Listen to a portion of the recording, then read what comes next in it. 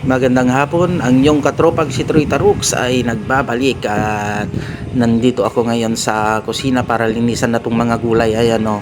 Kasi nga magluluto tayo mamaya ng curry chicken daw ang gusto nilang ulamin mamayang gabi. Kaya ito, prepare ko na yung gulay para mamaya ay pag nagluto sila ay wala na silang gagawin.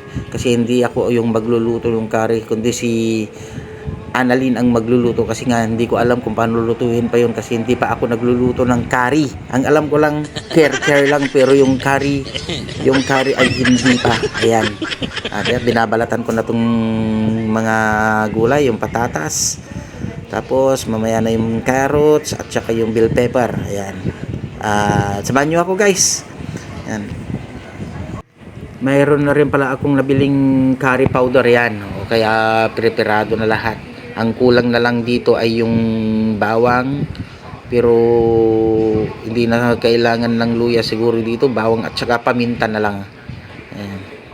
Kaya dyan muna kayo at tatapusin ko lang tong ginagawa ko habang nanonood ako ng TV.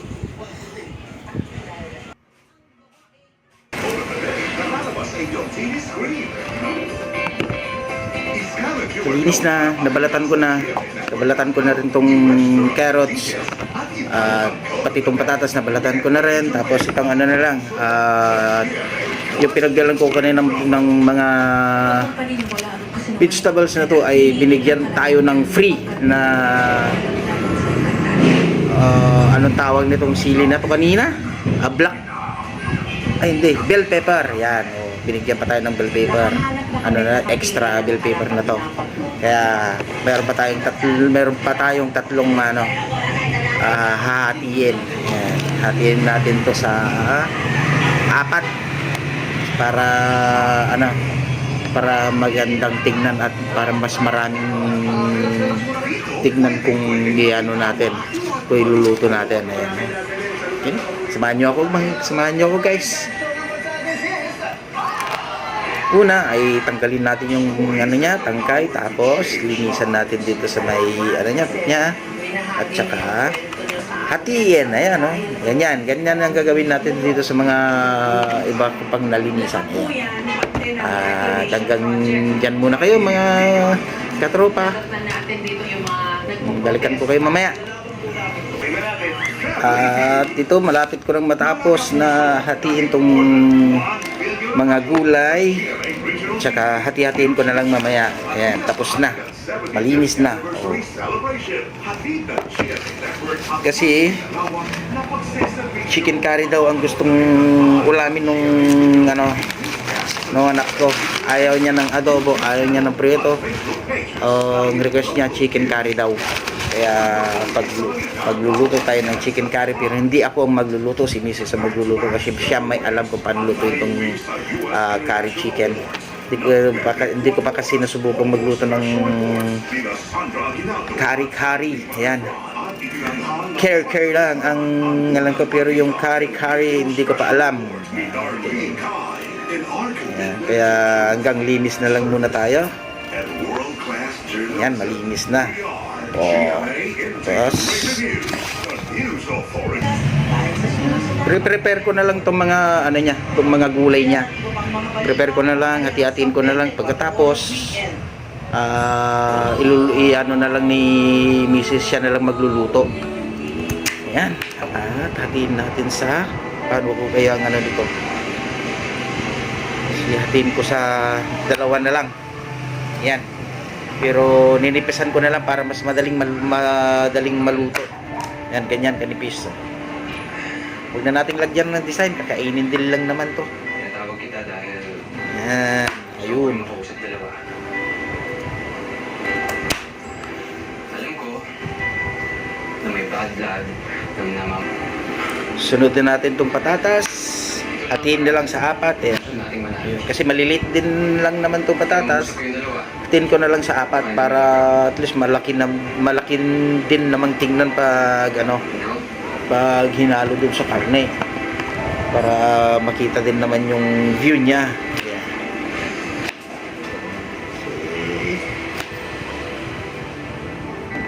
Yan, lapit na luluto lulutuhin na lang. Itong mga asong to, ang ingay-ingay. Pag ikaw pwede lumayas. Yun. Pag ako hindi. Yun, oh. Yan, mga katropa, malapit ko nang matapos na ano. Ito, hatiin ko na rin sa dalawa lang. Ayan, dalawa, para malaki. Noon, Ito, naghabol pa ako sa'yo. yun. Bago may paramdam sa akin, nabasura ako. Ayan, prepare na. Wala na ba? Bye! Napanjilaod! Ay, daruksan! Yun. Yun, oh. Juan! Ayan, si Gina, hinahanap niya si Annalyn. May sasabihin siguro, ayan. At tapos na. Ugasan na lang. Tapos nito, iwan ko na lang dito. Tapos bahala na si Annalyn magluto mamaya. At tapos ko ng ugasan, no. Ano na lang, nilagyan ko ng tubig para hindi siya mangitim kasi pag manginan to, mangingitim to, kaya nilagyan ko muna ng tubig tapos lalagay ko dun sa ref para ma-preserve yung ano niya, yung kulay at saka yung lasa nitong ano, nitong gulay. Kasi nabalatan na natin baka mga alas 6 pa tululutuin, prepare ko na lang kaya. Ayan, oh. Sarap, oh. Sarap ng mga halong ano niya, halong gulay. Yun. At papakita ko sa inyo yung ano, kunin natin yung karne.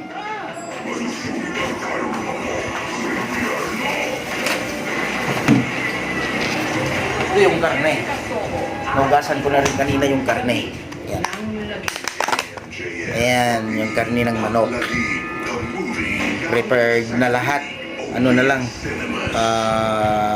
mag-ano na lang ako ng bawang, tapos bibili ako mamaya ng paminta. Bawang, paminta, ano pa? Meron na akong sibuyas diyan. Hindi naman na kailangan lang ng luya. Siguro bawang na lang at saka paminta na lang ang kulang. Okay guys, hanggang dito na lang muna. Update ko na lang kayo mamaya pag lulutuhin na. At siya nga pala mga katropa, ayun, dito yung tropang Troy ninyo. Huwag nyo nga palang kalimutang i-share sa mga friends nyo tong video ko at pa-follow na rin and react. Syempre, maraming salamat. Balikan ko kayo mamaya. Dahil madilim na at wala pa nga si Annalyn, ay ako na lang ang ano, magluluto. Gigisain ko na yung ano, yung karne para ano, para pagdating niya mamaya ay yung paano na lang niya lutuin ang gagawin niya pagdating niya. Pero kung hindi pa rin siya dumating na maaga, sigurado ako nang magluluto nito. At prepare ko na rin yung ano, prepare ko na rin tong bawang ng panggisa ko. Ayan, dahil ako na nga ang magluluto at kukunin ko na yung gagamitin kong palayok at dito ko igigisa. Ayan, ayan, kunin natin yung palayok nandito sa may ilalim mga katropa, mga katrita rocks. So, ano na natin ito.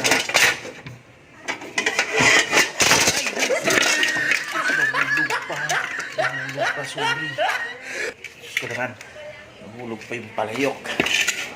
Ayan. At hugasan ko muna para malinis kasi nga nanggaling doon sa ilalim, baka nadaanan ko ng mga ipis o kaya yung igan nating mga daga. Ayan, dyan muna kayo, standby muna kayo dyan mga katropa, mga katrita rocks, at lilinisan ko muna yung ano, yung palayok, hugasan ko muna para malinis. Yan, at naugasan ko na nga yung palayok, tapos ito na lang bawang, tanggalin ko na lang muna yung ano, yung balat para ano naman, para malinis naman na panggisa. Ayun. Yan. Balik natin yung balat ng bawang. Katapos nito ay gigisa na natin yung karne. Dahil tayo lang mag-isa ulit, wala yung mga kasama ko. Unahin ko na lang tong ulam na lutuhin bago yung bago yung kanin. Di bali yung kanin, madali lang maluto yun. Ayan, at malapit nang matanggal yung mga niya. Ulat niya. Para malinis naman at magandang tignan naman pag pag nilagay dun sa kalan. Ayan, tapos yan muna natin to. Pinuhin muna natin. Pipinuhin ko muna tong yung bawang. Ayun.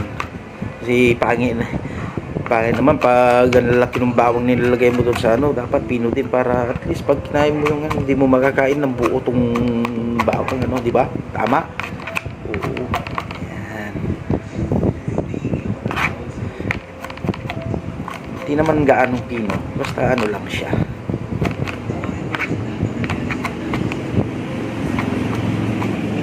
Tagalin natin mayroong matigas na yung sa may puwitan ng bawang, pinaganuan ng tangkay. Ayun, at pino ko na tong bawang at ko na, gigisa ko na yung karne para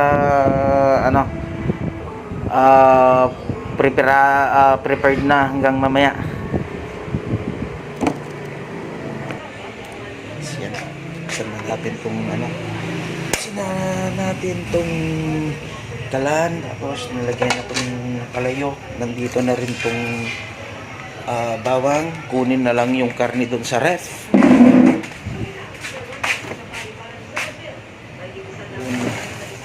Solid ko na natin yung karne dito sa may ref. Ito yung karne. Okay. Tapos painitin lang natin yung kalan. Tsaka natin lagyan ng mantika. Yan, at umuusok na yung yung palayok. Tapos lagyan na natin ng ng mantika. Itong mantika na lang na ito ang gagamitin ko kasi ito yung ginamit ko rin kanina. Bali dodoble na rin natin to kasi sayang din lang naman. Konti lang naman yung lalagay natin pag gisa lang yan. Yun. Tapos napahinaan ko na rin yung niya. Napahinaan ko na rin yung apoy para hindi masunog yung bawang pag nilagay natin. Pakulin lang ng konti. Ayan yung bawang. Tapos yung manok. Kaya nang bahala mga katropa kung ano pa yung kulang ko dito na panggisa. Kasi ang alam ko dito lalagyan ng hindi lalagyan ng luya. Ang alam luya at saka sibuyas, ang alam ko lang bawang at saka paminta. Oo, tapos itong gulay lang. At saka ito, curry powder. Pero kapag kulang pa tong sanggap nilalagay ko, mag-comment lang kayo para at least may idea ko. At lagay na natin itong bawang. Ayan. Bango na. Bango. Nangangamoy ang bango ng bawang. Ayan. Tapos pag nag golden brown na siya ay susunod na natin tong manok. Ako na. Ayan, lalagay ni Chuchay yung manok. Dahan-dahan lang anak. Ayan. Mahulog, dahan-dahan lang. Ayan. Ayan, at lang muna natin diyan. Iwan lang muna natin diyan. Tapos lagyan na natin siya ng patis para yung lasa ng patis ay kumapit na dun sa manok. Pero wala yatang patis parang soy at saka yung ng bagoong lang yata meron, vanilla. Magpapabili na lang ako mamaya. Gigisahin ko na lang muna yung ano, yung karne. Tapos mayroon dito, fish oil. Ayun. Fish oil galing sa bagoong. Yung niya. Ayan Ayan kikita niyo yan. Yan na lang gamitin natin. Para at least habang nagginigisa yung yung manok ay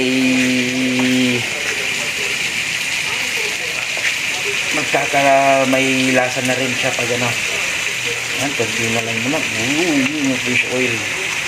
Ayan kita nyo. Ayan mga ka-3trucks, lagyan na natin. Paano mga ka-3trucks, balikan ko ulit kayo mamaya. Iano ko lang muna tong niluluto ko. Tingnan na natin tong ginisa natin kung ayan, ang ganda ng niya. Kumukulo na yung tubig niya. Yan pa ito mamaya. Lalagyan pa ito ng luya daw ito mamaya ni Annalyn, kasi dumating na siya. Lulutuin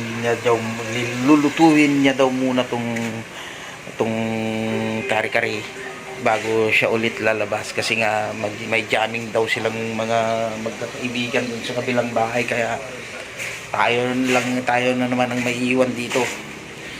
Yan. At nilagay na rin ni Annalyn yung mga gulay at pinagsabay-sabay na, kasi kanina ko pa ginisa yung mga karne. Matagal na rin, malapit na rin maluto para para at least sabay-sabay na lumambot yung mga gulay na nilagay, yung patatas, yung carrots. Kasi sandali na lang maluto na. At yan si Annalyn, at tinitingnan na niya yung niluluto at nilagyan na niya ng curry powder. Yan. Tapos pakukuloyin na lang yan mamaya. Halo-halo niya muna. Tapos pagkatapos yung haluin, lalagyan niya ng tubig at saka hintayin kumulo hanggang maluto na yung gulay, yung patatas at saka yung carrots, kasi yung dalawang yun yung medyo mahirap palambutin.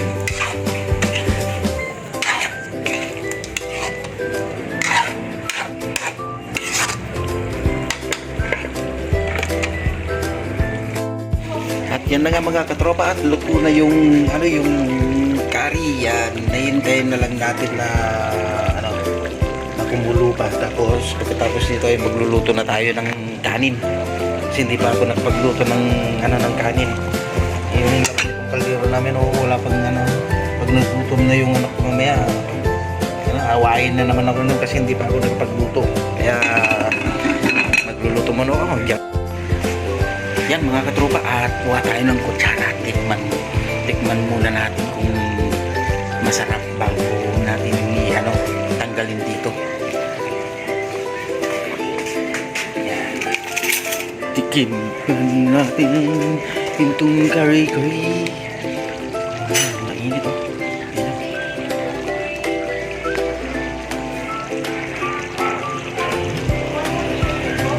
perfect talaga. Kung si nagluluto ng mga ganitong ulam, talagang masarap mga niya, mga niluluto niya. Ayan. Mamaya yun na natin ito mamaya. Tagalin na natin ito mamaya, pero lutuin muna yung yung patatas, kasi hindi pa siya masyadong luto.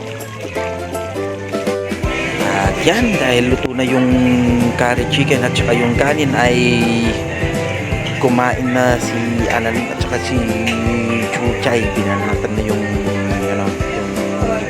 namin ulam. Ayan, si Chuchay at si Annalyn ay kumakain na rin, dahil meron silang mamaya tuma. Ayan sila, sarap na sarap dun sa ulam na niluto namin. Ayan, dito tayo sa loob ng bahay na inayos ni Mrs. Tong loob ng bayo. Ito yung ginawa niya nung wala silang trabaho dun sa likod. Ayan. May naglagay na rin siya ng Merry Christmas. Tapos Ang ganda ng tingnan. Naglagay siya ng ano. Ang akala ko kanina, pupunta sila dun sa bahay ng kaibigan nila para dun sila magja-jamming. Yun pala, dito pala sila sa bahay mag-inuman. At syempre, inom rin tayo kaya makikisabay na rin tayo sa kanila. Yan, pero sara ko muna tong pintuan dito sa kabila, baka may makapasok na ano dito. May pumasok na yun nga, yung ahas ganun kasi walang tao. Yan. At papakita ko sa inyo yung mga kasama niya. Video natin sila ng pasimple. Ayan mga katropa, di na natin pinakita yung mga mukha nila kasi daw na mahihayin daw sila. Kaya ayaw nilang maipakita yung mukha nila. Paano mga katropa, kailangan ko na rin mag-shut off hanggang sa muli. At syempre, hindi muna kayo at tagay muna tayo. Ayan, tagay na naman kasi Sabado. Sige, hanggang sa muli.